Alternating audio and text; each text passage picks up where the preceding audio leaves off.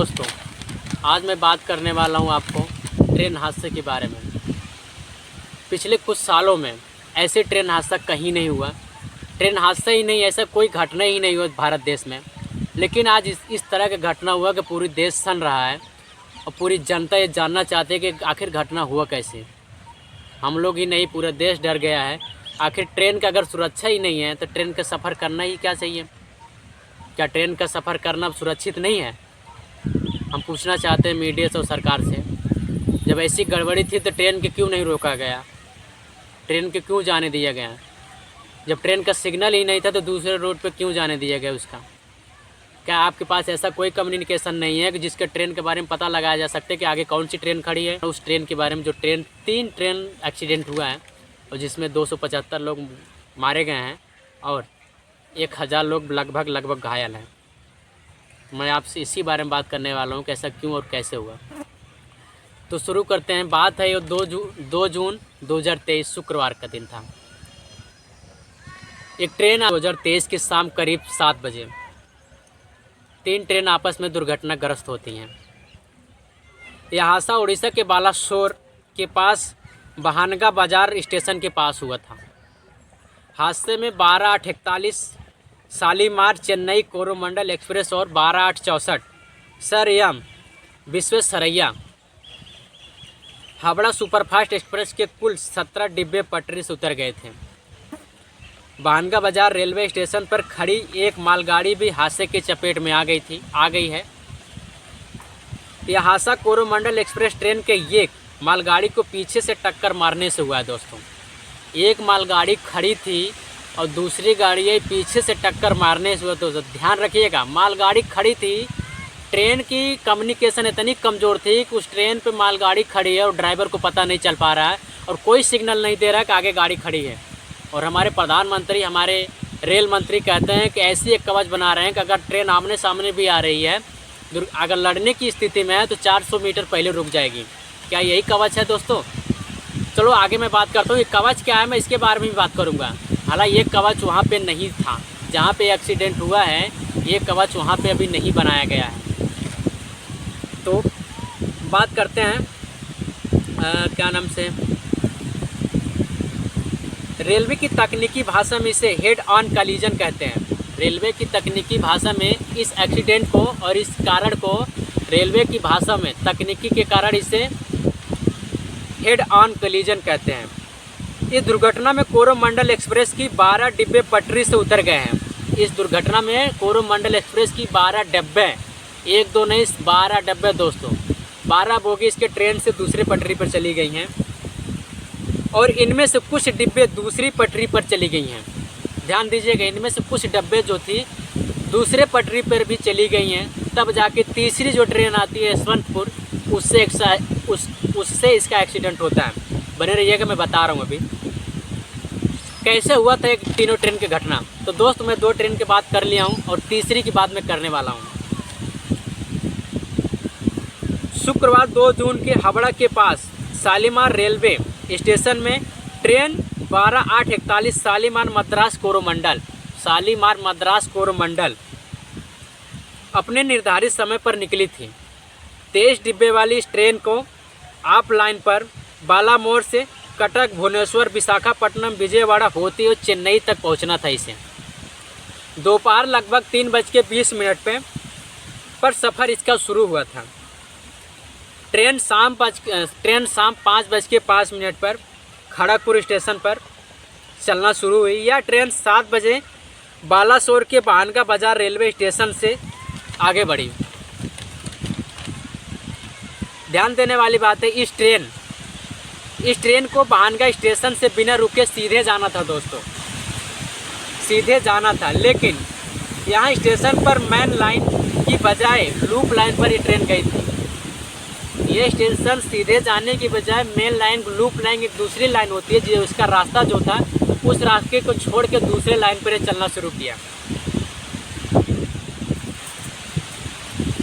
Line पर तरफ चल गई। स्टेशन पर लूप लाइन पर एक मालगाड़ी खड़ी थी। जिस लूप लाइन पर ये ट्रेन जा रहे थे उसी स्टेशन पर एक मालगाड़ी पहले से ही खड़ी थी।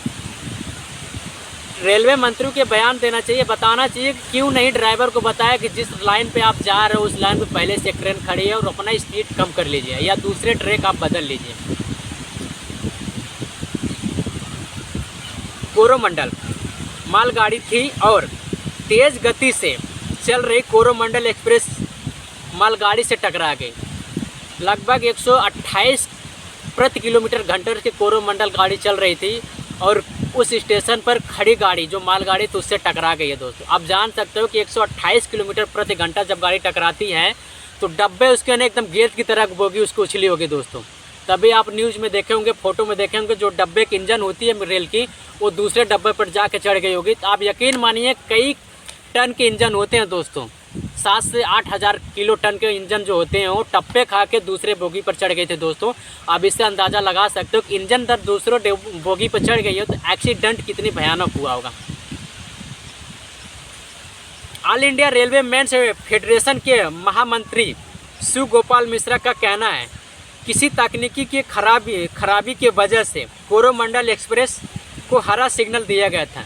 जब तकनीकी खराबी था तो क्यों हरा सिग्नल दिया गया उस ट्रेन को? कोरोमंडल एक्सप्रेस को हरा सिग्नल दिया गया था, फिर तकनीकी गड़बड़ से ही ट्रेन मेन लाइन को छोड़कर लूप लाइन पर चली गई जिसमें यह हादसा हुआ। एक तो पहले हरा झंडी दिखाना नहीं चाहिए था जब ट्रेन पहले से खड़ी थी और लाइन नहीं मिल रही थी उसको, और फिर दूसरी बात है एक लूप लाइन पर उसको नहीं चलाना चाहिए था। ये ट्रेन स्पीड के मायने में चौथे नंबर के 5वें नंबर पर आती है और इससे लगभग इसमें हज़ारों और कई हज़ारों आदमी इसमें बैठ के सफ़र करते हैं दोस्तों। एक विश्वास की तरह कि ट्रेन हमें सुरक्षित हमें अपने गांव पहुंचाएगी। लेकिन यहाँ हादसा एक छोटी सी सोच के लिए होती है कि जब लाइन खाली नहीं थी तो उस लाइन पर रोक देना चाहिए था, जब लाइन ट्रैक खाली होते तो उसको आगे बढ़ना चाहिए था। कोरोमंडल एक्सप्रेस मालगाड़ी के पीछे से टक्कर मारी है दोस्तों। इसी कारण है कि 12 डिब्बे पटरी से उतर गए हैं। इसके ही कुछ डिब्बे गिरकर दूसरी तरफ टाउन लाइन तक चली गई है। इसी के 12 डिब्बे जो पटरी से उतरी थी, इसी के कुछ डिब्बे खिसक कर टाउन लाइन पर चली गई जिस ट्रैक पर यशवंतपुर आ रही थी दोस्तों। 12/8/64 यशवंतपुर हावड़ा ट्रेन हादसे वाली जगह को ज़्यादा तक क्रॉस कर ली थी। यशवंतपुर जो हावड़ा गाड़ी आ रही थी जहां हादसा हुई थी, लगभग दोस्तों आधा ट्रेन पार हो चुकी थी तब जाके हादसा हुई, मालगाड़ी से गाड़ी टकराई। और उस हादसे से जो ट्रेन की 12 डिब्बे पटरी पर उतर गई थी उसी के कुछ डिब्बे लुढ़कते उस डिब्बे के लास्ट वाली बोगी जो 2-3 होती है उससे जाके टकरा गई। कोरोमंडल का हादसा हुआ इतना तेज़ था कि कोरोमंडल का डिब्बे लुढ़कते हुए यशवंतपुर हावड़ा एक्सप्रेस के पीछे वाली डिब्बे से टकरा गई। इतनी भयानक हादसा था दोस्तों। आप इसे किस नज़र से देखते हैं, किसकी गलती आप मानते हैं इसको? क्या ये सरकार की गलती है, क्या रेल मंत्री की गलती है, या सिग्नल देने वाले को मंत्री की गलती है? ड्राइवर की इसमें कोई गलती नहीं दोस्तों। ड्राइवर बस इतना जानता है, इतना करता है, जो सिग्नल उसको मिलता है उसी के हिसाब से ड्राइवर काम करता है दोस्त। ड्राइवर कभी भी अपने हिसाब से रेल को नहीं चला सकता, अपने हिसाब से लूप लाइन या मेन लाइन को नहीं जान सकता।